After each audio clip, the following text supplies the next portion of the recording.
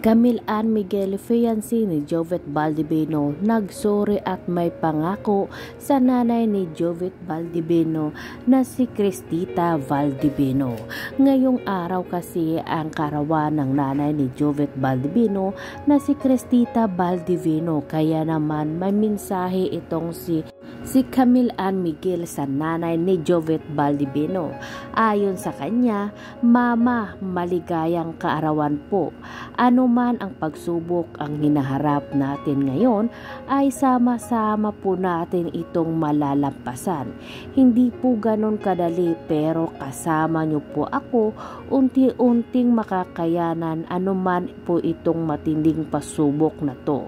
Lagi niyo po pakaingatang kalusugan niyo. Alam ko po, Mama, na sobrang nahihirapan din po kayo dahil kada mag-chat po kayo sa akin ay hahanapin si Bundoy, ay sisindan ko lang po kayo ng pic niya at maiibsan na po ang pagkamis niyo sa kanya. Sorry, Mama, kasi ngayon lumang alaala na lang po masisend ko sa inyo. Mama, isipin nyo lang po, andito lang si Bundoy sa bahay para di po kayo malungkot masyado.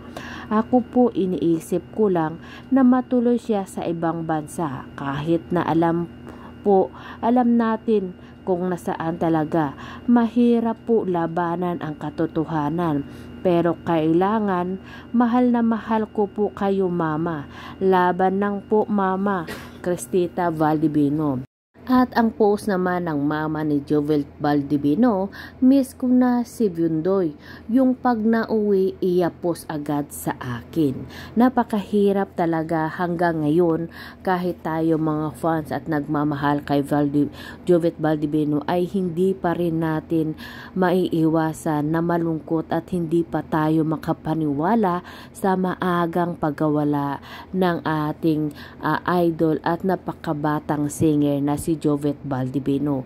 Alam natin na marami sa atin ang nanglungkot at syempre hindi lang tayo, lalo't lalo na ang kanyang mga mahal sa buhay na walang iba kundi ang kanyang mga magulang at ang kanyang fiancé ni si Camille Ann Miguel.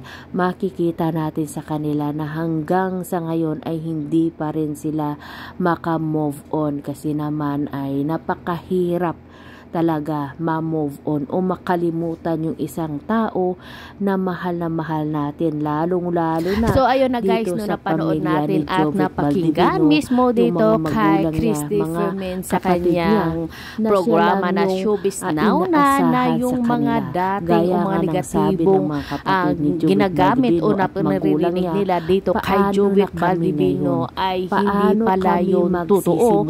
Kasi nga kung totoo ngayon ay walang mga kaibigan o hindi sa ang mga tao o mga kanayon niya nung siya'y nakaburol pala. Kasi dito natin malalaman daw yung isang tao kung mabait o hindi, kung sa lamay niya palang ay marami ng tao. At dito nga ay binigyan ng parangal itong si Jovet Baldivino na namalami yun. Kasi alam nila na itong si Jovet Baldivino ay dapat sa trabaho niya at alam pa dito sa kanila na isang tawag lang daw kay Jovet Baldivino ay andyan na agad. Okay dito, andyan na ako pupunta. At ayon dito sa kanyang mga trabaho ay hindi daw mukhang pera itong si Jovet Baldivino.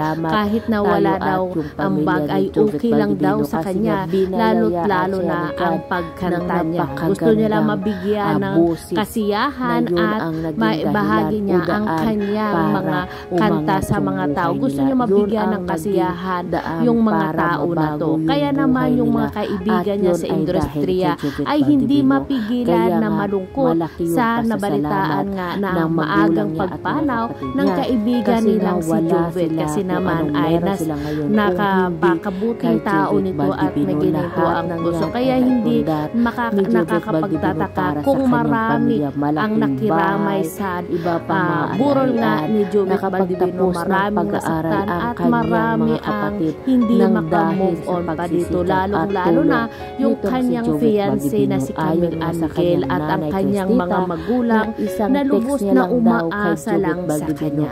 Kaya kung saan man ngayon si Jovet Baldibino, gaya nga nagsabi ni Christy Fermin, ay mananatili pa rin siya sa puso at isipan natin at maalala pa rin natin siya sa tuwing marinig natin yung mga awitin niya na pumatok sa takina. Sumakabilang buhay na rin yung bunsong kapatid ni Jovet Baldibino. Kaya napakasakit, dobleng sakit yung nararamdaman nila ngayon kasi nga mas mahal na mahal nila itong si Jovet at yun nga ay kinuha ng mas maaga sa kanila.